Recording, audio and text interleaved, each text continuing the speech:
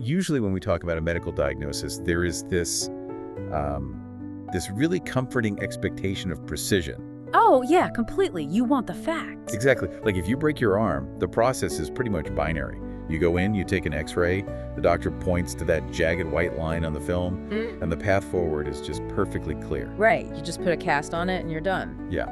The problem is visible, it is categorized, and it is solved. It is basically an engineering mindset, applied to the human body. We really crave that kind of mechanical certainty in almost every aspect of our lives. But then you step into the world of, say, neurodevelopment or autoimmune diseases or trauma, and suddenly that x-ray machine is entirely useless. You find yourself looking at a diagnostic landscape that is just fundamentally opaque. Yeah, you end up navigating a medical system that feels infinitely complex, completely devoid of clear answers, and honestly, seemingly designed to stall you at every single turn. Right. You spend like hours filling out paperwork only to be told you were in the wrong department. Or you finally get to speak to a specialist and they tell you they cannot access your files. Which is the most frustrating feeling in the world. It really is. And there's a very specific word we use to describe that exact sensation of being trapped in a senseless labyrinthine system. We call it Kafkaesque. Kafkaesque. Yeah, we use it to describe everything from, waiting 3 hours at the DMV only to be handed the wrong form, to dealing with automated customer service loops that absolutely refuse to connect you to a human being. The endless phone trees. Press 4 for more options, right? Exactly. It has become a universal shorthand for the sheer absurdity of modern administration. But here is the thing about this deep dive, and why diving into these particular sources completely shattered my understanding of that concept. We are going to fundamentally challenge everything you think you know about that word, and far more importantly, the man behind it. Which is so necessary because culture has really conditioned us to see Franz Kafka in a very specific, almost cartoonish way. The gloomy, starving, perpetually depressed artist, right? Yeah, the myth basically paints him locked away in a freezing, dimly lit Prague basement, scribbling feverishly about giant insects and oppressive courts. He's entirely crushed by the weight of the world, his tyrannical father, and his own unrelenting misery. Right.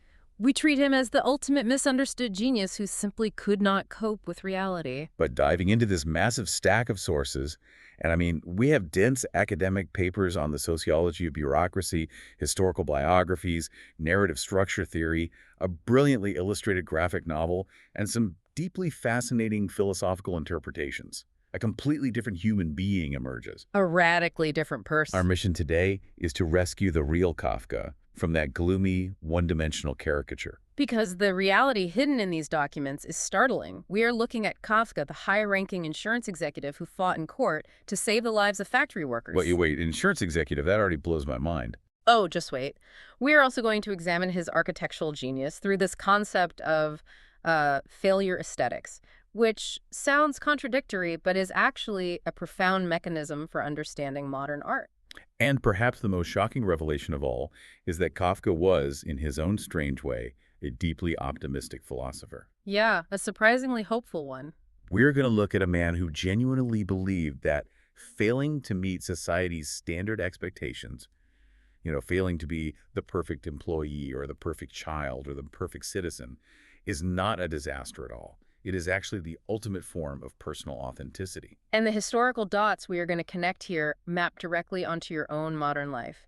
Anyone listening who has ever felt overwhelmed by office politics or drowning in an endless sea of digital expectations or caught between their own morals and corporate policy, well, you'll find that Kafka essentially laid down a survival blueprint for you. So let's just jump straight into the labyrinth. I want to start by completely dismantling this idea of Kafka as a low-level, invisible pen pusher. Let's do it. Because when we think of the great modernist writers who maintain day jobs, we tend to romanticize them as mere cogs in a machine. Like T.S. Eliot was a currency trader at Lloyd's Bank, right? Right, and Fernando Pessoa was a freelance commercial translator. Exactly. And the romanticized view basically demands that the struggling artist performs this rote, mindless labor just to pay the rent. That way, their intellect is left completely untouched, so their true genius can burn brightly in the evening when they write. But comparing Kafka to Eliot or Pessoa in that specific way is a massive historical fallacy. Kafka was not a lowly clerk stamping passports. He was a highly ranked lawyer. A lawyer. Yes, a top-tier official at the Workers' Accident Insurance Institute for the Kingdom of Bohemia. The Kingdom of Bohemia. It sounds like a setting for a fantasy novel. It really does. But the sources paint Prague in the 1910s as a terrifyingly modern industrial powerhouse. They actually called it the Manchester of the Empire. Wow, so it was heavily industrialized. Heavily. It was one of the most highly developed, heavily mechanized industrial areas in all of continental Europe at the time. So the institute where Kafka worked, it was this massive semi-governmental agency, right? And the sources say it was responsible for covering roughly 33,000 businesses. Yeah, an enormous portfolio. And his father dismissively referred to this job as a beruf, a bread job. You know, just something to put food on the table. Just a grind. Exactly. But the actual day-to-day mechanics of Kafka's position were incredibly complex. They were legally sensitive, and they required a vast amount of technical expertise. He was primarily tasked with risk classification. Okay, I really need to understand the mechanics of that. Yeah. Because what does a risk classification lawyer actually do in a booming industrial city at the dawn of the 20th century? Basically, he was a pioneer in occupational safety. Kafka was responsible for assessing the physical danger that new industrial machinery posed to workers. So he's looking at the actual machines. Yes. We are talking about massive rotary saws, lathes, planing machines. You have to remember, factories at this time were essentially meat grinders. Safety guards were practically non-existent. That sounds horrific. It was. Lost fingers, amputated limbs, and severe life-altering injuries were standard operating procedure. So Kafka had to study the engineering of these machines, analyze the statistical probability of specific accidents, and then categorize entire factories into risk classes. And the financial stakes for that categorization must have been massive. Because the higher the risk class Kafka assigned to a factory, the higher the insurance premiums the factory owner was legally obligated to pay to the institute. My Right. goodness. Sure. Which naturally meant Kafka spent a significant portion of his career in courtrooms arguing against incredibly wealthy, powerful business owners who were pulling every trick imaginable to dodge those premiums. Oh, man. There's a spectacular, granular example in the sources regarding a man named Joseph Frenelt. Yes, the Joseph Frenelt case. This blew my mind. So Joseph Frenelt is a wealthy quarry owner operating in northern Bohemia, and he is absolutely refusing to pay the proper risk percentages for this highly dangerous rock quarry he runs. Right, because rock quarry work is incredibly dangerous. Explosives, heavy lifting, falling rocks. Exactly. So instead of complying, he goes to court and attempts to legally classify the men working with explosives and heavy stone in his quarry as orchard workers. Orchard workers. Let that sink in. It's insane, because orchard work falls into an entirely different, vastly lower risk category. It is blatant, transparent fraud. It is, and Kafka is the legal mind standing in the courtroom representing the institute, meticulously tearing down this wealthy owner's arguments to ensure that the laborers are properly covered when the inevitable accidents happen. Finding that out completely shifts the paradigm for me. It is like discovering that Stephen King, right before he wrote The Shining, spent a decade as a high-level OSHA safety inspector going toe-to-toe with corrupt construction billionaires. That is a perfect analogy.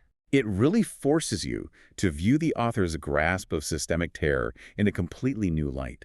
But I am struggling to reconcile this heroic image with Kafka's own diaries, because he wrote constantly about how much he despised the office, how it was crushing his spirit. He did complain about it endlessly. Right. So if he was actively doing something that tangible, something that actually compensated victims, why did he frame his job as a soul-destroying grind? Well, the tension there is exactly what fuels his genius.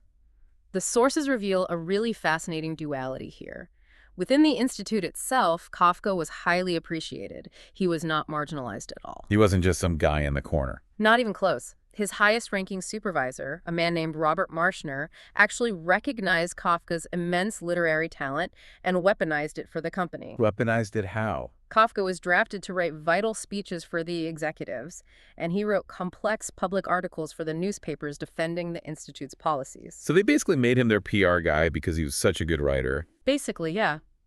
Marschner valued him so highly that when World War I broke out and Kafka repeatedly petitioned to join the Austrian army, Marschner actively intervened. Wait, Kafka wanted to go to the front lines. He did. He tried to enlist multiple times.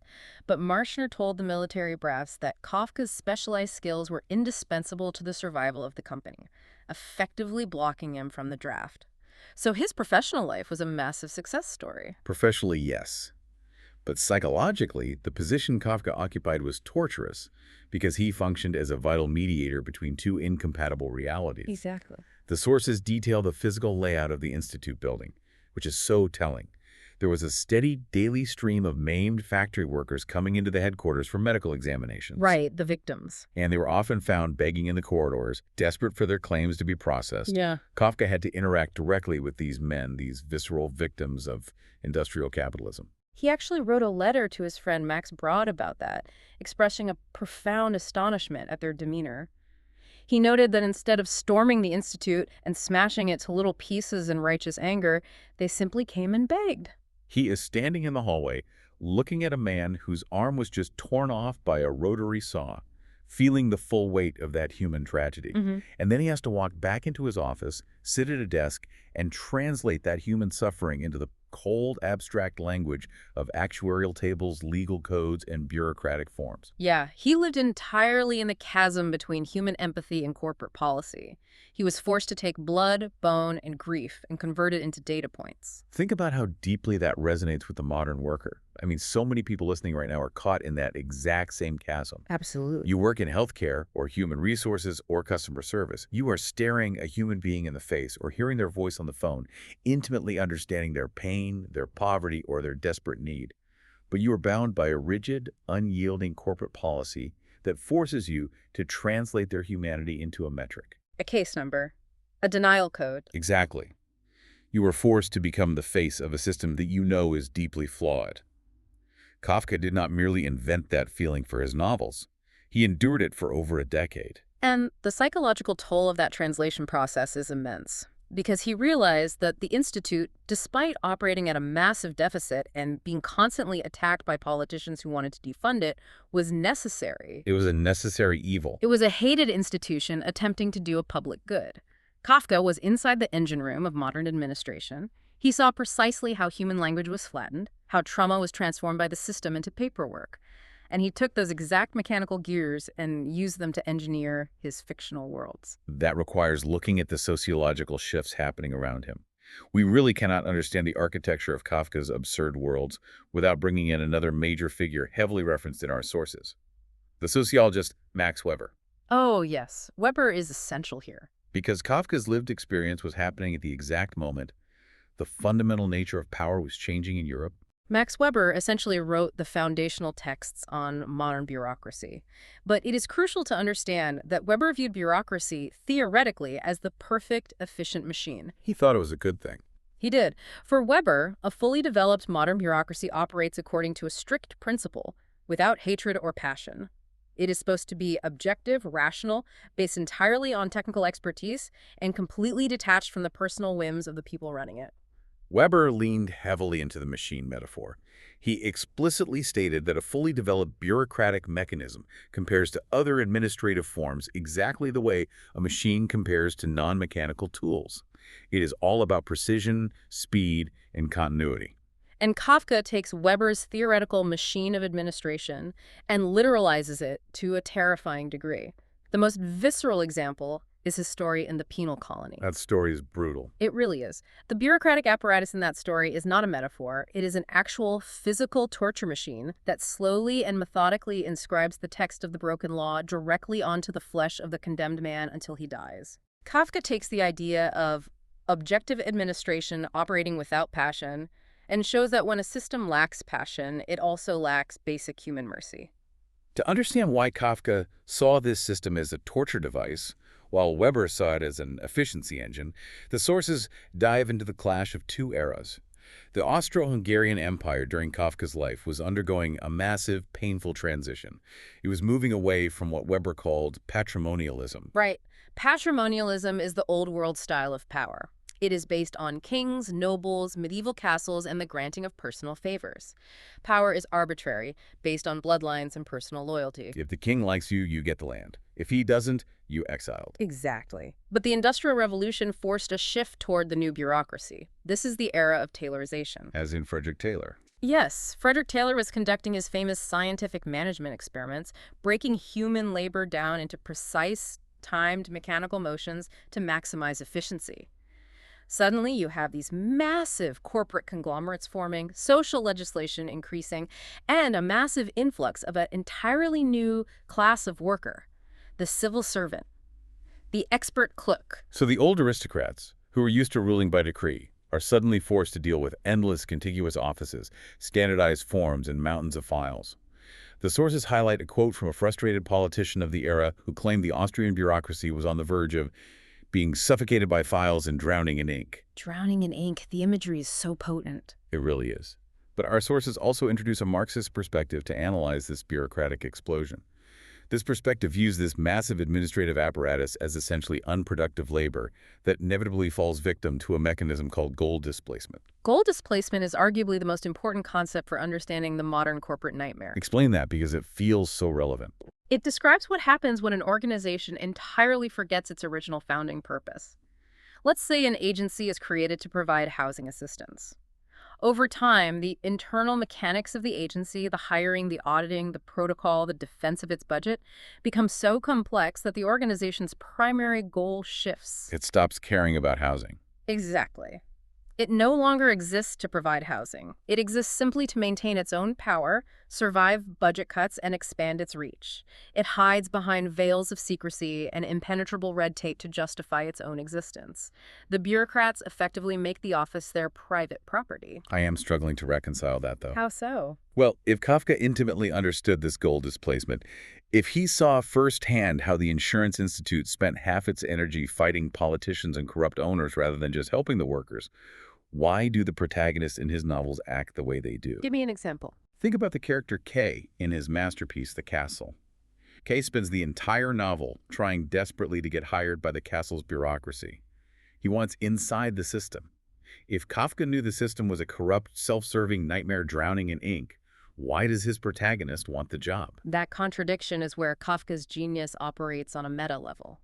To understand why K is so desperate to gain entry, we have to examine the physical architecture of the castle itself as Kafka describes it in the text. Okay, let's look at the architecture. From afar, as K approaches the village, the structure looks like a traditional medieval fortress. It projects the image of old patrimonial power, grand, historical, authoritative. But when we finally get a description of the interior operations, it's not a series of grand halls and opulent thrones. It is the exact opposite. It is a cramped, suffocating modern office space. Kafka describes a large chamber divided lengthwise by a single massive wooden desk. Just one long desk. Yes. On one side of the desk, squeezed into a claustrophobically narrow space, are the officials. On the other side, in the wider section, are the public, the petitioners, the messengers. It is the ultimate bureaucratic bottleneck, physically manifesting the divide between the administration and the administered. And the officials dictate their orders so softly that the copyists literally have to jump up and down just to hear them. The communication is intentionally obscured. It is an absurd, inefficient nightmare. So the question remains, why does the author, who hates the office, write a protagonist who wants to enter this specific office? We have to look at the deep-seated bureaucrat inside Kafka himself. In his letters, Kafka admitted to a deep, paralyzing fear of giving up his day job to write full-time. Why? He hated the job. Because Kafka understood the ruthless mechanics of pure market capitalism. He knew that his literature, what he affectionately called his weird kind of writing, had absolutely no commercial viability. The sources back this up with brutal financial data. His first published book, a collection called Contemplation, was a commercial disaster. A total flop. He made absolute pennies on the royalties. It took something like 12 years for the publisher to sell out a minuscule print run of just 800 copies. The market strictly rewards what is easily consumable, what is entertaining, what follows a predictable formula. But true art, the kind of pure literature Kafka was obsessed with creating, is rarely consumable in that way. It is often shocking, confusing, structurally bizarre, and deeply alienating. Right. So Kafka arrived at a profound, almost paradoxical conclusion about economics and art. He realized that in order to protect something sacred and unprofitable like avant-garde literature, you actually require an insulated bureaucratic infrastructure. You were saying he believed bureaucracy was fundamentally good for art. That feels incredibly counterintuitive. In a highly theoretical structural sense, yes. The sources point out that Kafka marveled at entities that could succeed purely on the open market, like a typewriter manufacturing company or the stock exchange itself. His writing could never compete in that arena. It's too weird. Exactly.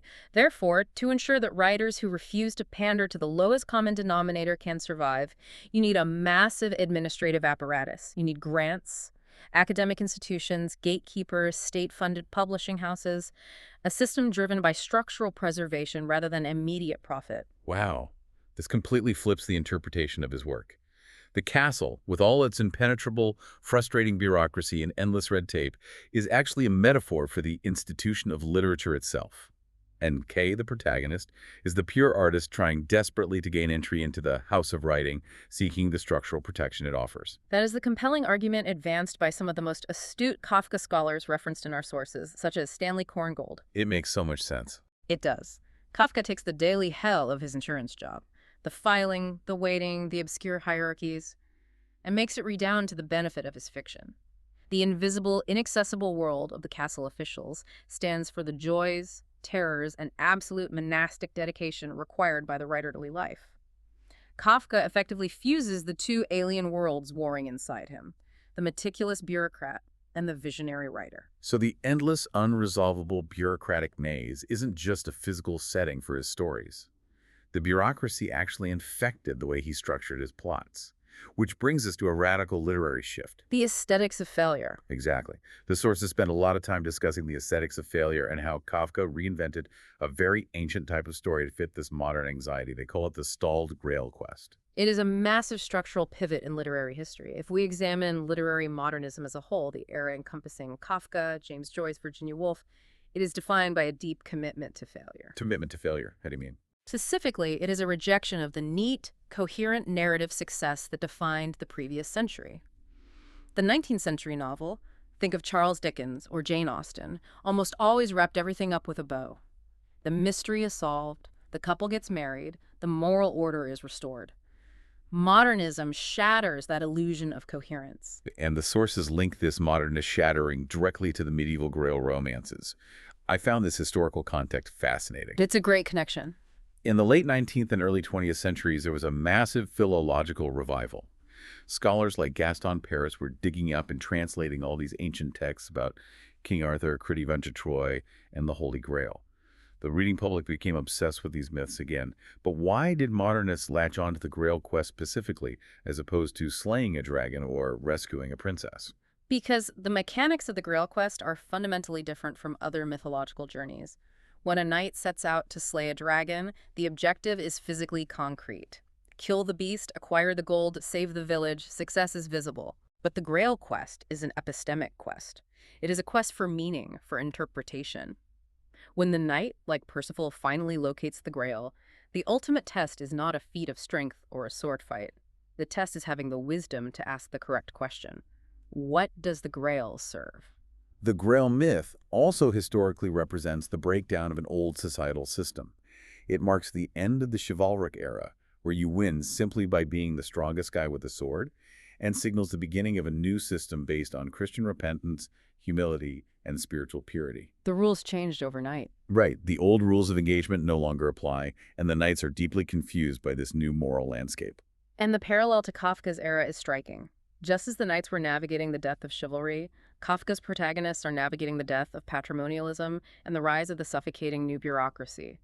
The old rules of society are gone. Our sources argue that Kafka's massive, famously unfinished novels, The Castle and the Trial, are structurally designed as stalled or impossible Grail quests. The protagonist is constantly undergoing bizarre tests, just like a knight-errant. But the goal is completely vague, constantly shifting, or fundamentally unattainable by design. In The Trial, Joseph K. is arrested on the first page, but he is never told what his crime is, the laws are kept secret from him, and he never actually gets to stand before a legitimate judge. He's just stalled out. Yes. And in The Castle, Kay is ostensibly hired as a land surveyor, but he can never reach the authorities to get his orders, and he is never allowed inside the physical castle walls. The narrative propulsion is built entirely on delay and obfuscation. It reminds me of playing a poorly designed video game where the door to the final boss keeps moving further away every time you take a step toward it. Oh, that's a brilliant way to put it. Eventually, after playing for 20 hours, you realize that opening the door was never the point of the software. The actual point of the game is to force you to study the incredibly detailed, deeply confusing wallpaper in the hallway you were trapped in. That analogy perfectly captures the structural intent. The reader, alongside the protagonist, is forced to inhabit the stalling. You are forced to live in the delay. And this brings us to a critical theory introduced by the philosopher Walter Benjamin. Yes, Benjamin is key here. Benjamin studied Kafka deeply and concluded that to truly understand the work, you must never lose sight of one guiding principle. It is the purity and beauty of failure. I need to unpack that phrase because on the surface it sounds like pretentious academic jargon. How does an author succeed at failing? If I sit down and write a terrible book that makes no logical sense, that is a failure, certainly. But it isn't beautiful or pure. It is just bad writing. What elevates Kafka's stalling to the level of high art? This is where we bring in Theodor Adorno, another giant of critical theory heavily referenced in the sources. Adorno argued that modern art critiques traditional, successful art by failing expertly. Failing expertly. Explain the mechanics of that. Traditional art offers the audience a false sense of redemption. It makes the world look coherent, manageable, and fundamentally just. It tells the reader that if you are good and brave, you will slay the dragon. But reality isn't like that. Right. Adorno argues that the modern world, the world of industrial slaughter, endless bureaucracy, and systemic alienation, is not coherent or just.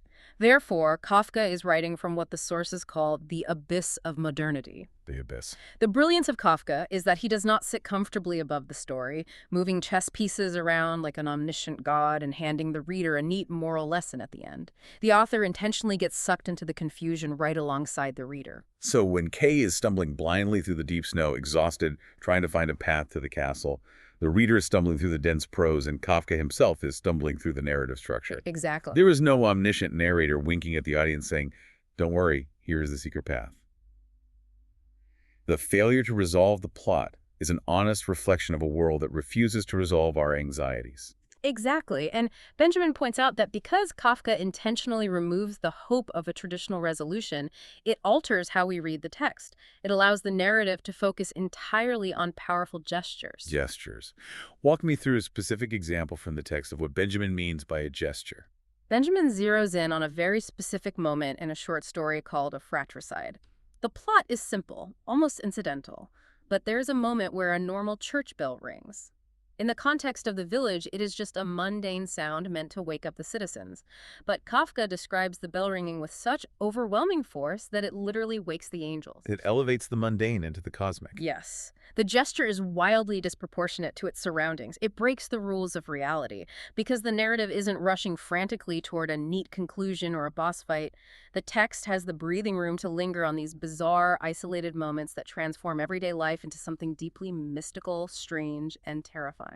It forces you to look at the wallpaper. And if we apply this modernist critique back to our own lives, think about the cultural moment we are currently trapped in. We live in an era that is pathologically obsessed with optimization and life hacks. Oh, absolutely. Everything is about productivity. We demand 10-step morning routines for optimal productivity. We track our REM sleep with biometric rings. We expect a clean, successful, upwardly mobile narrative for our careers and our relationships. We are terrified of stalling out. We view delay as a moral failure. We demand the coherent narrative of success from ourselves, just like a 19th century reader demanded it from a novel. Yes. And Kafka's art acts as a radical structural permission slip. He's demonstrating that some mazes simply do not have exits. Some corporate systems, some medical bureaucracies, some societal expectations are fundamentally designed to stall you. And the effort of navigating the hallway, the act of studying the wallpaper, the sheer endurance required to live with dignity in an absurd system. That endurance is the art itself. You do not have to reach the final door to have value. That is a profound takeaway. And what is crucial to understand about Kafka is that this commitment to failing expertly on the page was not merely a clever literary trick. It was the exact philosophical framework he relied upon to survive his own highly unconventional and deeply painful personal life. Which forces us to look at Kafka the man, outside of the insurance office. The sources dive deeply into his biography, specifically focusing on his concept of personal rebellion. Because by the standards of his day, his life was deeply marked by what society would label as absolute failure, and it started at the very foundation of his life, under the massive, suffocating shadow of his father, Hermann Kafka. Hermann Kafka is portrayed in the biographies as an absolute force of nature, almost mythical in his dominance. Kafka describes him in his letters as possessing an overwhelming combination of physical strength, robust health, massive appetite, worldly dominance, and a terrifying, unpredictable temper. He is the quintessential self-made patriarch. Herman pulled himself up from poverty and built a highly successful fancy goods business in Prague. And the branding of his business is incredibly telling for our deep dive. The official logo for Herman's store was a jackdaw. For those unfamiliar with European birds, a jackdaw is a small black bird in the crow family. Yes, and the crucial linguistic detail is that the Czech word for jackdaw is Kafka, pronounced and colloquially written as Kafka. Oh, wow. So the father literally branded the family name, the very identity of the bloodline, onto a successful, profit-driven commercial enterprise. Herman was loud, overbearing, and embodied everything traditional European society valued at the time: aggressive commerce, marriage, physical strength, and patriarchal dominance. And Franz, his only surviving son, was the polar opposite. He was quiet, physically frail, and highly sensitive. He was vegetarian who practiced Fletcherism. Fletcherism, which is just Oh. wow. Yeah, which meant he obsessively chewed his food dozens of times per bite, driving his father insane at the dinner table. He was entirely obsessed with literature and deeply insecure about his own body. The clash between them is almost comical in its extremes, except that it caused Franz immense, lifelong psychological trauma. He famously wrote a 100-page document known as the Letter to his Father, attempting to meticulously diagram his fear and justify his life choices. The psychological trap outlined in that letter is fascinating. Kafka analyzes how his father's overpowering success made it impossible for Franz to achieve anything on his father's terms. And that trauma bled directly into Kafka's inability to hit traditional adult milestones. Like getting married. Right. He struggled immensely with romantic relationships. He was engaged multiple times, twice to a woman named Felice Bauer, once to Julie Wuracek, but he consistently sabotaged the relationships and never actually married. The easy psychological read is that he just had commitment issues or cold feet, but the sources suggest the mechanism was much deeper than that. It was entirely structural.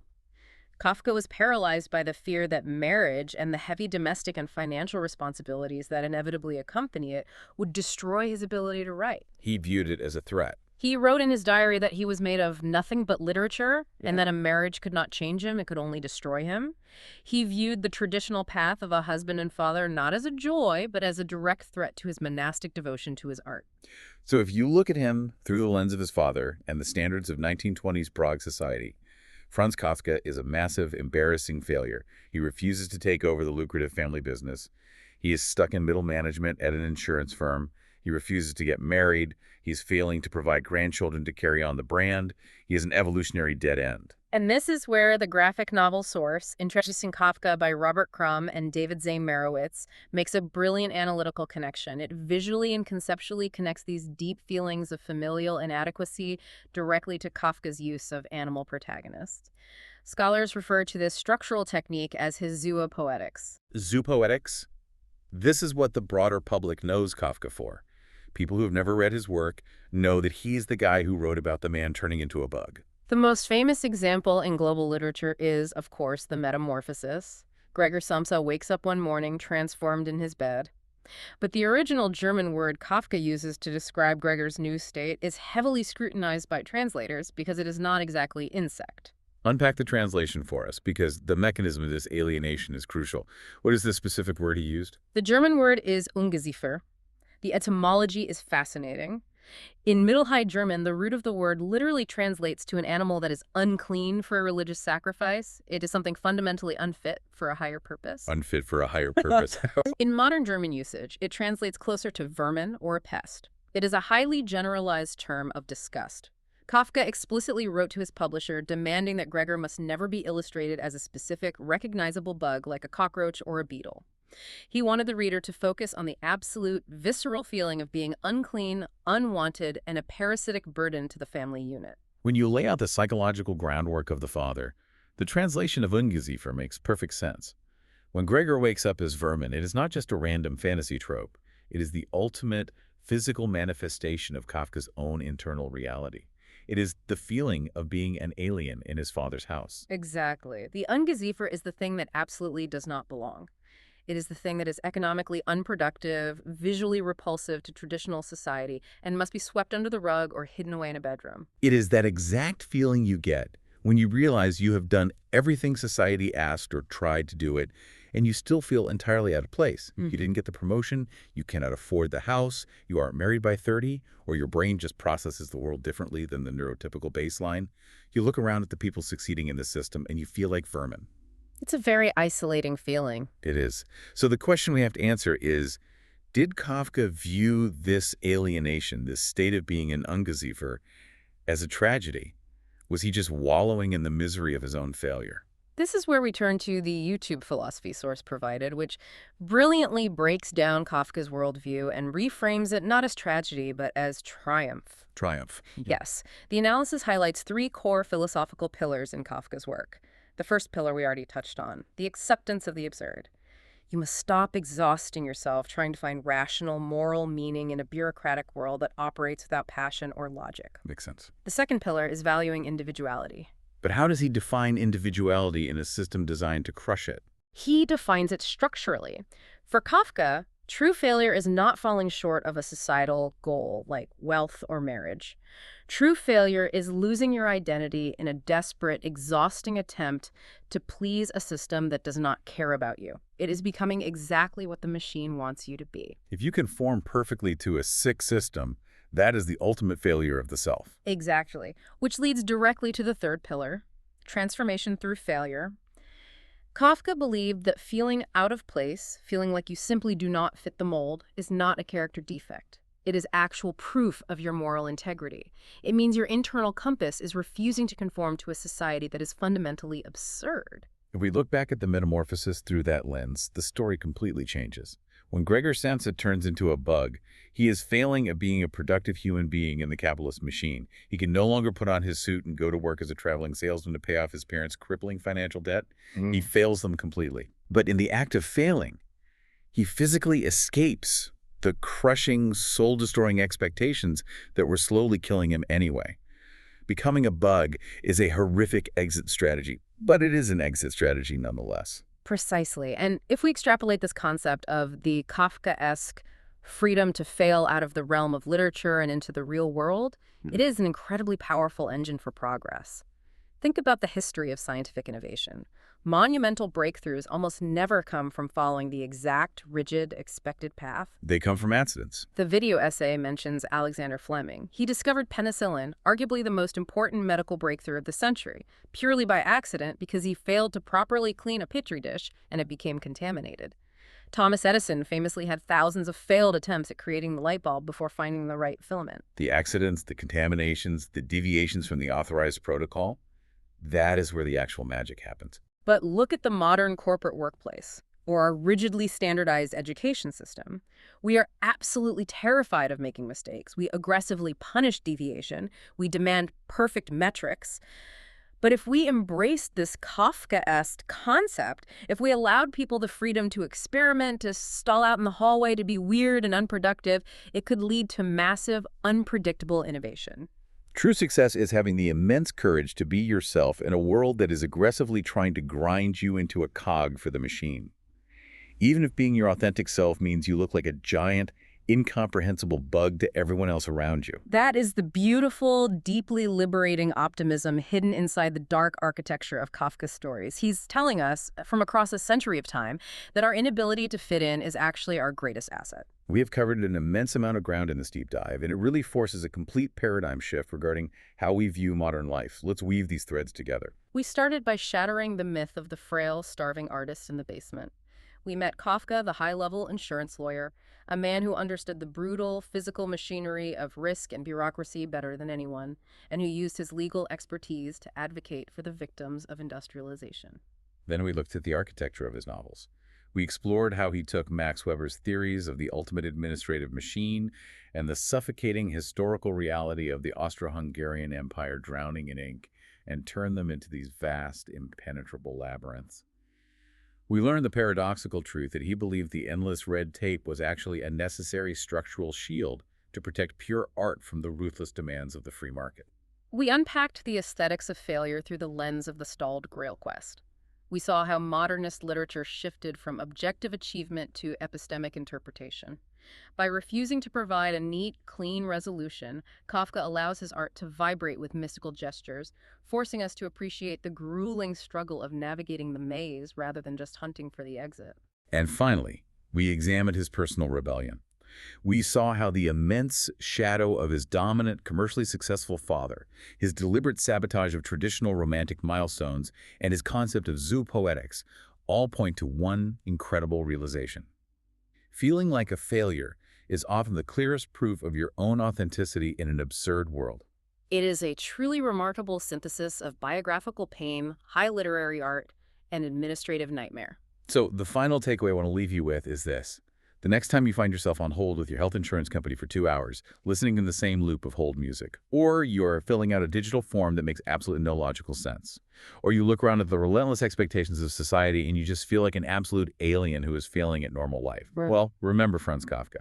Remember that your quirks, your deep frustrations, and your failures to conform are not bugs in your programming. They are the truest, most authentic expression of your humanity pushing back against the machine. And if all of that is not enough of a mind-bending paradox to chew on, the sources leave us with one final, incredible piece of history, the ultimate punchline to Kafka's life, which proves his philosophy entirely. Oh, the betrayal. Lay it on them. Before Kafka died of tuberculosis, the tragically young age of 40, he left explicit, written instructions for his best friend and literary executor, a man named Max Brod. Kafka ordered Brod to gather all of his unread diaries, his personal letters, and his unpublished manuscripts, which notably included the incomplete drafts of The Trial and The Castle, and burn them completely unread. He wanted his entire literary legacy completely eradicated from history. Yes, he wanted the ultimate failure to be erased, but Max Brod, his most trusted friend, looked at those strict instructions and flat out failed to conform. He blatantly broke the rules, defied his friend's dying wish, and spent years editing and publishing the manuscripts anyway. So the only reason we are sitting here today having this conversation, the only reason the word Kafkaesque even exists in the global vocabulary, is built entirely on a monumental, beautiful act of failure to follow the rules. The ultimate testament to Kafka's philosophy of nonconformity was enacted by his friend's refusal to obey a direct order. It is the perfect irony. We went into this deep dive looking for the jagged white line on the X-ray, searching for a clean diagnosis of what Kafkaesque means. And instead we found the murky, bureaucratic waters. But it turns out the murky waters are exactly where the art and the humanity actually live. Which makes you wonder, if Kafka were alive today, trapped not in paper files and ink, but in invisible algorithms, data harvesting, and artificial intelligence that dictates our credit scores and our job prospects, would he try to escape the digital bureaucracy, or would he realize that the code is the only place left to hide? Keep questioning the system, do not be afraid to be the vermin in the room, and we will catch you on the next deep dive.